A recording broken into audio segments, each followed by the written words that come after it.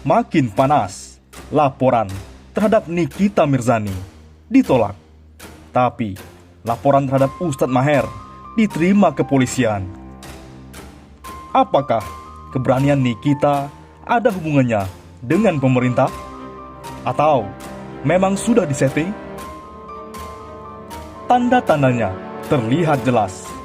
Tentara diborgol, sementara penghina Habib Rizik Syihab dijaga rumahnya. Sudah kebalik dunia ini. Tak hanya itu, bukti lain, Nikita Mirzani sesumbar sebut dirinya aset negara. Sungguh tidak masuk di akal. Laporan terhadap Nikita Mirzani ditolak, tapi laporan terhadap Ustadz Maher diterima polisi. Advokat Mu'anas Alaidit resmi melaporkan Ustadz Maher ke Direktorat Tindak Pidana Cyber Bareskrim Polri. Ustadz Maher dilaporkan atas dugaan pelecehan dan penghinaan terhadap Habib Lutfi bin Yahya. Laporan tersebut telah terregister dengan nomor LP-B 0649/11/2020 Bareskrim tertanggal 11 November 2020. Dalam surat tersebut tertera nama Hussein Shahab selaku pihak pelapor. Maher dipersangkakan dengan pasal 27 ayat 3 Jo pasal 45 ayat 3 Undang-Undang Nomor 19 Tahun 2018 tentang perubahan atas Undang-Undang Nomor 11 Tahun 2008 dan atau pasal 28 ayat 2 Jo pasal 45 ayat 2 Undang-Undang 19 Tahun 2016 tentang perubahan atas Undang-Undang Nomor 11 Tahun 2000 tentang informasi dan transaksi elektronik. Pasal ini, ancaman pidananya tinggi di atas 5 tahun dan memungkinkan untuk dilakukan penangkapan terhadap terduga pelaku. Apalagi, ini merupakan penghinaan terhadap Habib yang dimuliakan, terhadap orang tua kita, guru kita, Habib Lutfi bin Yahya, kata Mu'anas kepada wartawan Senin 16 November 2020. Yang aneh adalah, mengapa Mu'anas tidak juga membela Habib Rizik Syihab? Padahal Habib Lutfi dan Habib Rizik sama-sama Habib. Tapi, mengapa dia diam saja saat Habib Rizik dihina oleh Nikita Mirzani? Politik memang kejam. Mu'anas berharap polisi dapat segera memproses laporan tersebut. Terlebih, menurut Mu'anas, penghinaan yang dilakukan oleh Maher bukan hanya sekali terjadi. Dia menyebut bahwasannya Ustadz Maher juga diduga pernah melakukan penghinaan terhadap Wakil Presiden Ma'ruf Amin dan Ketua Umum Pengurus Besar Nahdlatul Ulama PBNU Kiai Said Akil Siraj. Sehingga penindakan tegas terhadap yang bersangkutan akan memberikan efek jera terhadap Ustadz Da'i untuk menyebarkan ceramah dengan kebaikan, katanya. Ustadz Maher sebelumnya sempat mengunggah foto Habib Lutfi saat menggunakan sorban di akun Twitter @ustadzmaher pada Agustus lalu.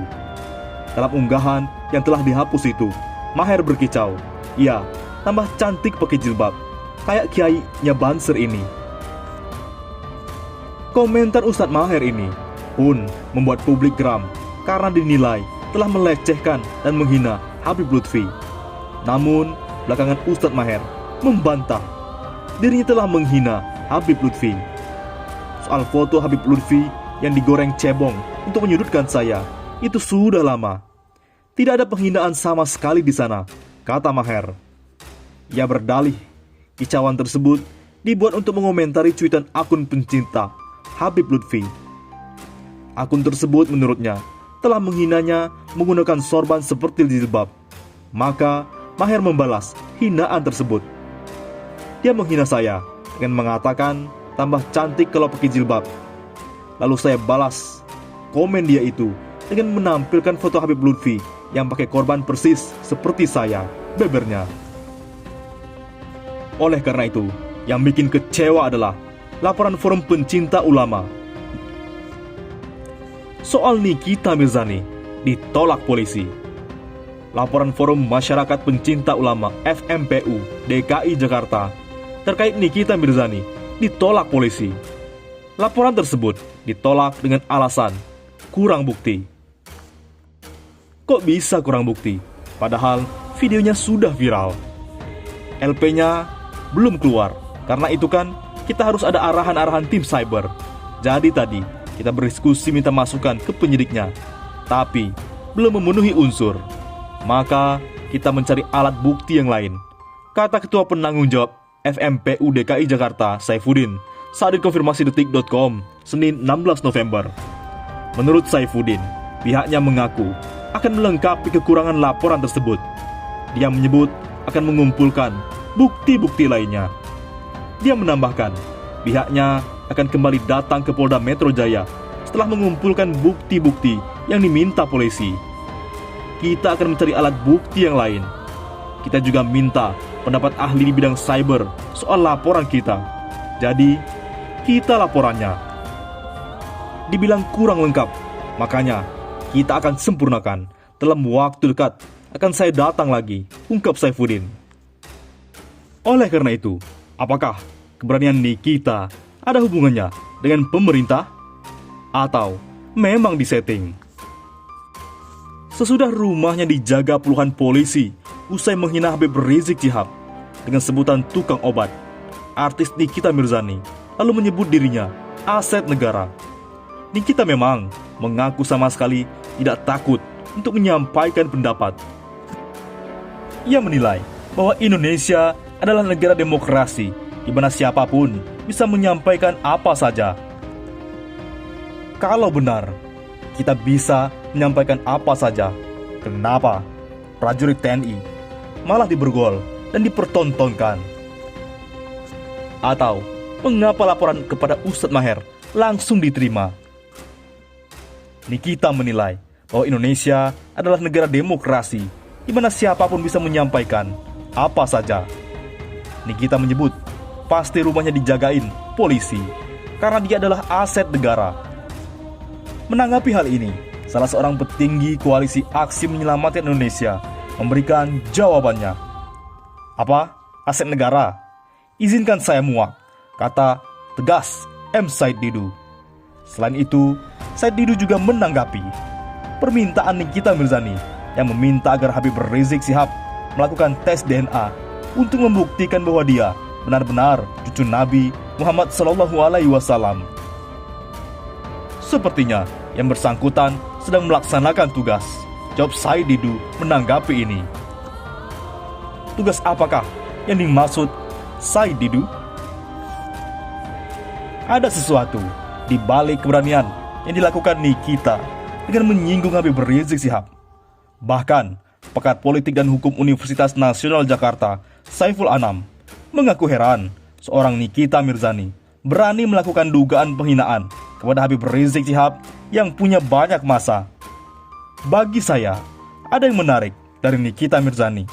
Sangat berani sekali ia menyinggung Habib Rizik Syihab dengan sebutan Habib sebagai tukang obat dalam videonya, hingga ramai di media sosial, ujar Saiful Anam pada kantor berita politik Ermol, Senin 16 November. Apalagi, kata Saiful, para pecinta dan pendukung Habib Rizik akan marah atas ucapan Nikita Mirzani tersebut. Pendukung Habib Rizik Syihab tentu akan marah, karena kan ini menyangkut pribadi Habib Rizik Syihab, sehingga pasti akan menyulut kemarahan pendukung HRS, jelas Saiful. Karena itu, Saiful pun curiga ada pihak-pihak tertentu di balik keberanian Nikita Mirzani melakukan hal tersebut. Saya bertanya-tanya, apakah keberanian Nikita ada hubungannya dengan pemerintah? Atau memang adakah yang mensetting demikian?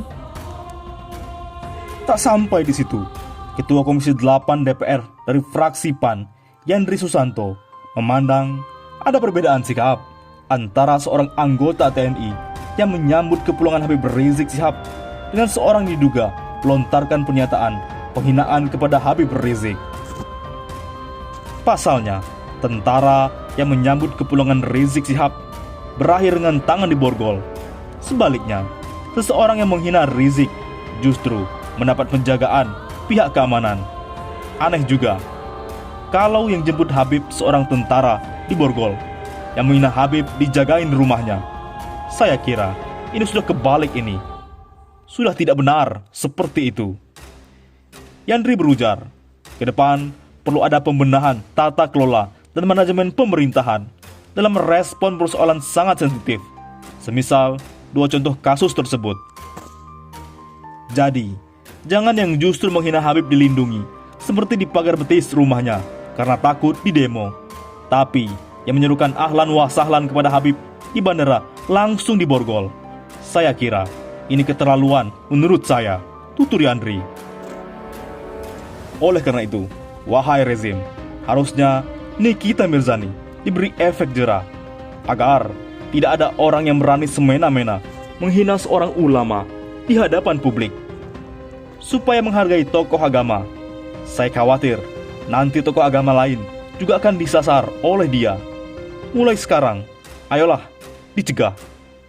Bagaimana menurut pendapat Anda?